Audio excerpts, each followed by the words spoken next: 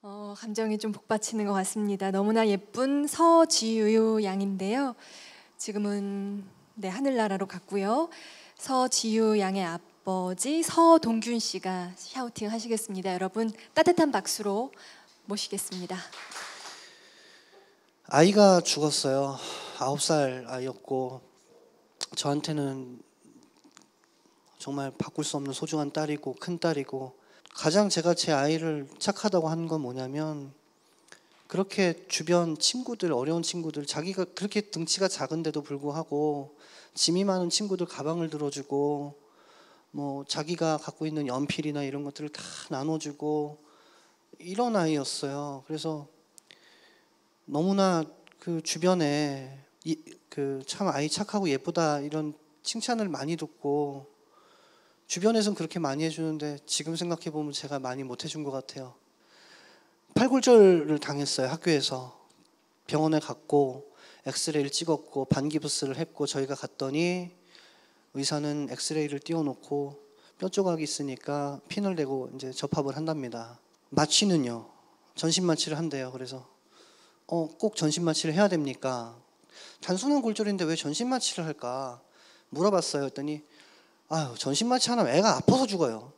저한테 그렇게 농담식으로 던지고, 그 병원도 굉장히 큽니다. 6층짜리 건물 2개가 붙어 있고요. 병상이 한 60개 정도가 돼요. 정확히 58개. 그래 여기서 받자. 뭐 여기도 마취 전문의도 있고 소아 정형외과 전문의도 있다고 하고, 자 그럼 여기서 받자. 그래서 입원을 시키고 주말을 보냈습니다. 금요일부터. 근데 이상한 일들이 벌어져요. 아이가 고열이 나고 수술 전날에 이제 코피도 나고, 수술 당일날 아침에도 코피가 나고. 근데 병원에서 괜찮다는 거예요. 계속 그것들을 알리고 이제 이거 어떻게 되는 거냐 확인해 달라. 주말 내내 의사가 없었어요. 거기는 로컬 병원이라 그런지. 그 병원의 스텝이라고 표현을 하겠습니다. 그 스텝들이 와서 괜찮다. 이거는 뭐 병실이 건조해서 애가 스트레스를 받아서 코피가 나는 거다. 열이 나는 거는 팔이 부러졌으니까 당연히 열이 나는 거다. 그러면 혈압이랑 이런 것들도 좀 루틴 있게 재야 되는데 그렇지도 않고 좀 불안하긴 했어요. 근데 설마 무슨 일이 있겠냐 싶었죠, 저희는. 그리고 나서 수술을 받고 이제 우리 아이 좋아하는 인형이랑 뭐 이렇게 스티커북 같은 거를 사들고 병원에 갔어요. 갔는데 수술 끝난 지가 꽤 됐는데 회복실로조차도 못 옮겼더라고요. 수술방에서 나오지를 못했대요.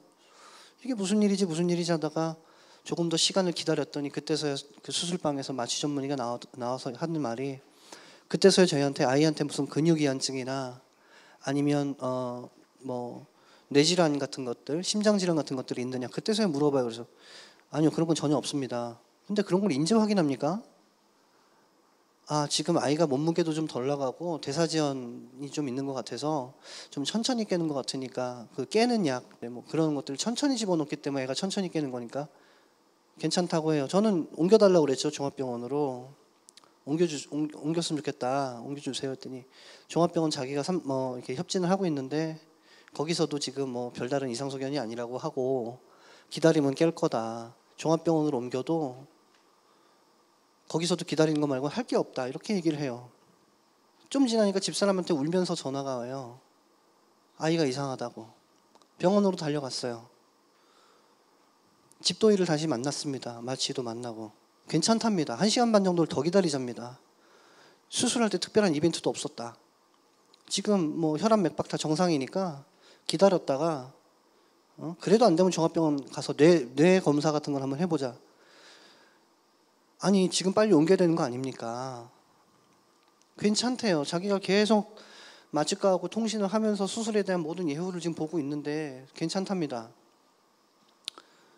그리고 좀 지나니까 우르르 그 수술방에 몰려 들어가서는 조금 있다가 보호자 들어오라 그래요. 들어갔더니 이미 제 아이는 동공이 풀려서 의식, 뭐 그전에도 의식이 없었죠. 자가호흡도 없고 CPR을 받고 있고, 제 아내는 거기서 쓰러지고. 제가 진짜 너무나 놀란 거는 여러 그 집도의도 있었고 다른 뭐 병원 뭐 자기들이 말하는 의료진이라고 하는 그 간호조무사들 옆에 쭉 깔려 있는데 마취의사 혼자 CPR을 합니다. 어떻게 하냐면 한 손으로 엠브백을 잡고 한 손으로 가슴 이제 압박을 해요.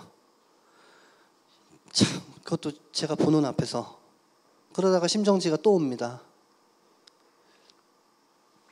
제 보는 앞에서 50줄, 80줄, 100줄, 200줄, 250줄까지 응급차를 불렀답니다. 그래서 겨우 수술 기록지상으로 6시간 10분 만에 집도의가 밖에 돌아다니는 시간까지 계산하면 거의 7시간 만에 후송이 돼서 심정지 상태로 나가서 심정지 상태로 그 후송된 상태에서 2시간 48분 만에 이제 가슴이 다 무너져 내려 있어요. 이제 CPR을 워낙 많이 하니까 갈비뼈가 다 무너졌나 봐요. 아이가 가슴이 푹 꺼져 있고 바이탈 사인은 도저히 돌아오질 않고 이제는 더 이상 의미가 없으니까 그만해야 되겠다 하셔서 애를 이제 보내줬습니다. 그 다음 날부터 장례를 치르는 순간까지도 계속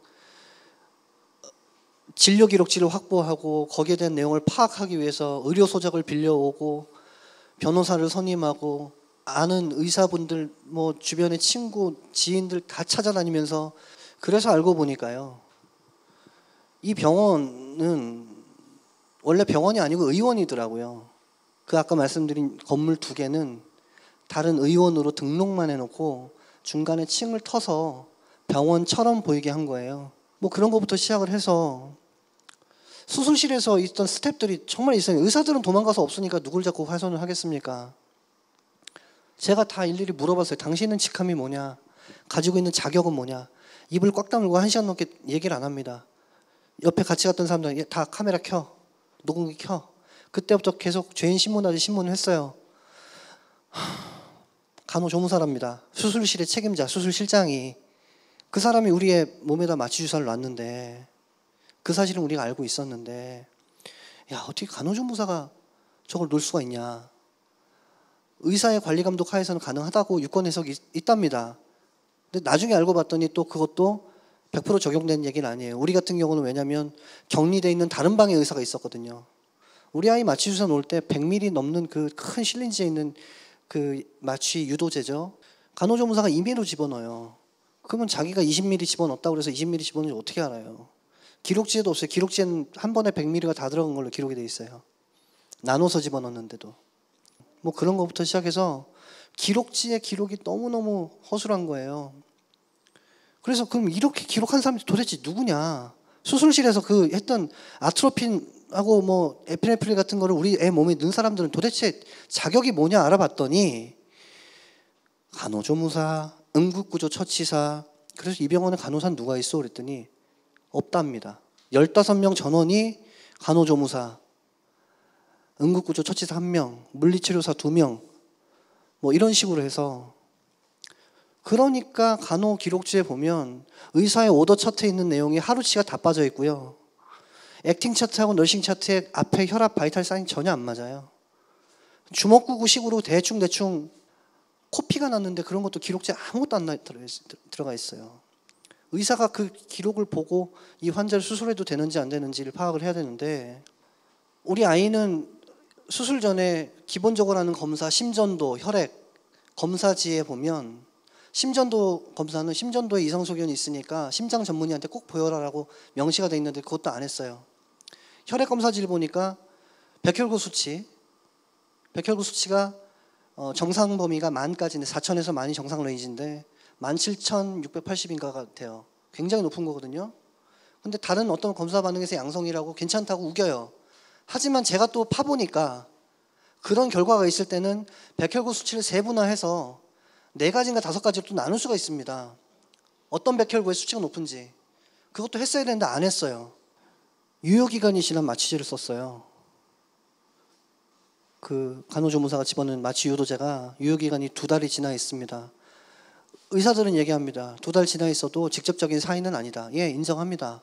그러나 그 마취약들은 제가 식약청과 그 다음에 그 제약회사에 확인한 결과 그 유효기간 이상의 임상실험은 전혀 없었다고 합니다. 어떤 일이 발생할지는 변질이 될지 약효가 떨어질지는 그 누구도 모르는 거죠.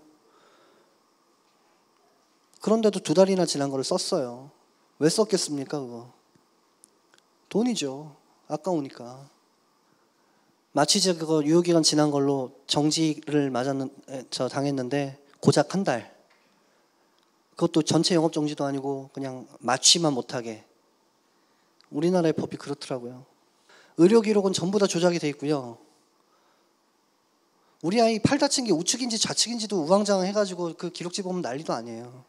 오늘 저희 아이의 부검 결과가 나왔어요. 제가 지금 우리 식구들 뭐 다 외국에 나간 순서나 순차는 다 좀 다르지만 어제 우리 식구들이 다 이제 한국에 들어왔습니다. 저도 어제 밤에 이제 한국에 들어왔는데 공교롭게도 오늘 제가 변호사를 만나면서 민사 접수합시다 하는 그 순간에 참 드라마틱하게도 부검이한테 연락이 왔어요. 석 달이 걸렸습니다. 부검이. 참 유례가 없는 일이죠. 보통 석 달이 걸릴 리가 없는데 그러면서 이제 들린 말은 아이가 저산소성 뇌손상 말고는 특별한 원인을 찾지 못했다. 맨 처음에는 굉장히 절망스러운 말이었는데 듣고 보니까 절망이 아닌 것 같아요. 왜냐하면 우리 아이는 약물에 대한 부작용이라든지 쇼크라든지 예를 들면 선천적인 심장의 질환이라든지 이런 게 없었다는 얘기잖아요. 결국에는 뇌 산소를 정확히 공급을 못 해준 거는 그 병원에서 수술받을 그 당시의 얘기라는 결론이 나오더라고요. 제 생각에는 저희 변호사도 그렇게 지금 같이 아까 논의를 했고요.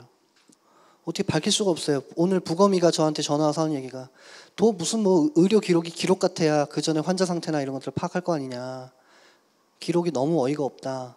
그런 부분들은 전부 다 환자 관리나 그 이전의 상황에 대해서 파악을 못하는 거니까 그건 부검 결과지에다가 지적을 하겠다.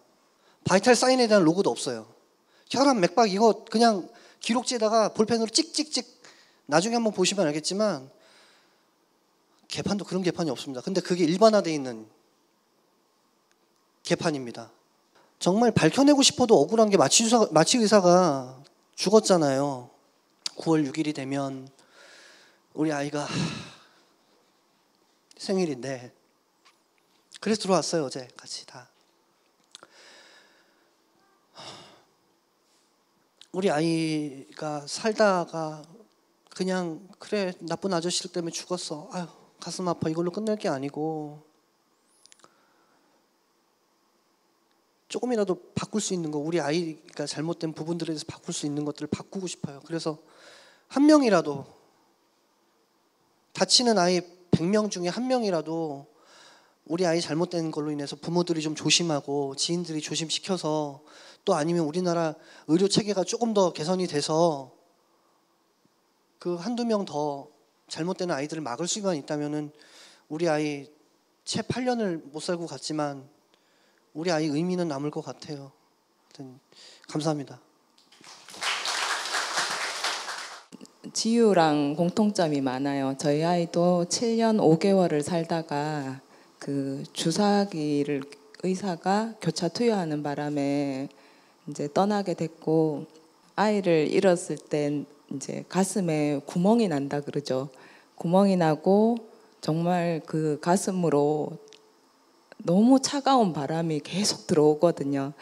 그래서 지유 아버님 너무 힘드실 거 알고 있습니다. 보통은 그 의료사고가 나면 빨리 있으라 하거든요. 근데 그러지 않고 알리면서 오히려 제 상처를 드러내고 그러면서 이제 위로도 많이 받고 또 희망을 많이 봤어요. 그래서 제가 이제 드리고 싶은 말씀은 그 가족과 함께 정말 그 지유가 살아 있을 때보다 더 행복한 가정 만드시기를 꼭 바랍니다. 그 진료 행위를 했던 의사는 사망을 했기 때문에 그 진실 규명하는 데 있어서는 조금 어려움이 있긴 하겠지만 진료 기록의 어떤 기록 책임은 병원에 있는 것이고 그거를 기록하지 않았다면 그 행위를 한 거라고 볼 수 없다는 또 판례도 있고 해서 아까 말씀하신 어떤 사실관계에 비췄을 때는 그래도 충분히 끝까지 해보실 수 있는 사안이라고 생각이 듭니다. 예. 진료 기록을 제대로 작성하지 않은 것에 대한 행정처분만 있을 뿐이라서 좀 위험도가 높은 반드시 기록해야 되는 진료 기록을 좀 구분하는 것이나 마취 기록과 수술 기록을 제대로 작성 보관하지 않는 것에 대한 행정처분에 기록자뿐만 아니라 기관 책임을 좀 강화하는 것이나 좀 이런 부분에 대안을 만들 수는 있을 것 같아요. 지우 사건을 통해서 우리 대한민국의 의료 체계를 바꾸는 일을 했으면 좋겠다 이런 생각을 가지고 있고요.